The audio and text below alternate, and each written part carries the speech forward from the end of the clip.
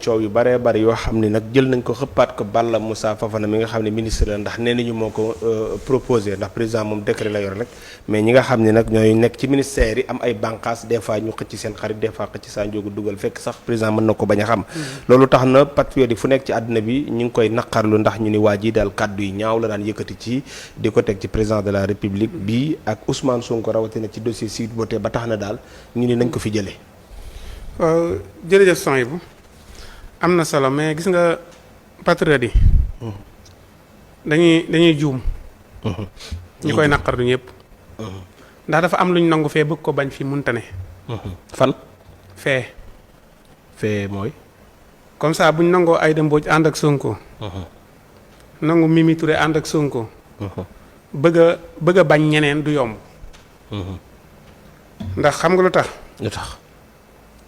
tey jii am na ñoo xamante ni APR lañ bokk di ànd ak président Macky Sall bi mbir mi ñëwee ñu xeex ci taxawaay bu ñaaw waaye bu ñu demee ba ci biir dañoo bàyyi dem ànd ak Aïda Mbodj liggéeyal ko liggéey bu rafet Aïda Mbodj moomu nga fal boo ne ko indil ma kenn day indi kenn bu ko indee du dugal jox ko mu ngi ñu dugal ko bu ko defee ñu ne kii nañ ko génnewaat gouvernement bi bu ñu tànn kii fekk na gouvernement bi moom yoonam nekkul ci xamut kii mooy kan ministère bee ko tànn waaw Aïda ko indi ok fi may wax ak yow nii am na ñoo xamante ni ñaar lañ muy maire bu Ngooxoox ak maire bu Ross Béthio gis nga taxawaay bi ñu amee woon ci mbir mi bañ leen di wax ci ay mbiri suuf ak lu ne te fi mu nekk nii à bientôt Ousmane dana leen recevoir ci Mimi Touré la ñuy jaar ñoom waa kër Mimi Touré lañ te Mimi Touré amoon na relation ak waa APR te bi mu jógee APR dafa am ñu mu àndal génn ñooña nag bu fekkee tey ji laaj nañ Mimi Touré lu demee na ñaar Mimi Touré jël ñaar ñam am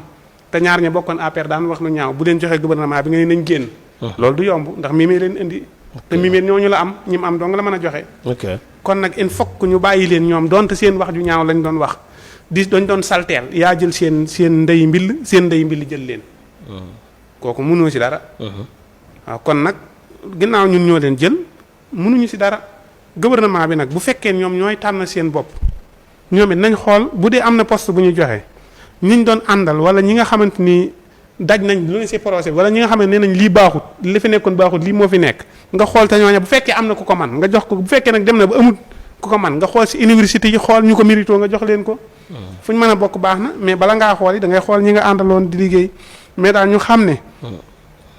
mais est-ce que neex na Assane sa kilifa di xeex ñu koy def lu nekk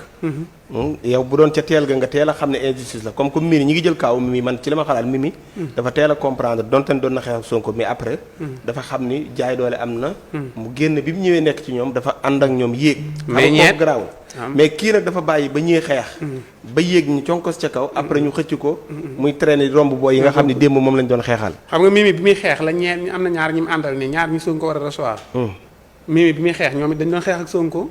dañoo xeex ak moom waaw bi Mimi génnee ñoom bi ñu génnee mais Mimi bi mu yéenee tekk nee nañ tekk est-ce que doon nañ wax lu ñaaw mais est-ce que doon nañ wax lu ñaaw waaw ñi war a recevoir waaw ok mais bi Mimi nee tekk nee nañ tekk bi Mimi duggee ñoom it ànd nañoo Mimi ñooñu tey jii bu fekkee jël nañ leen kenn mënu leen a wax dara kiit Aïda Mbodj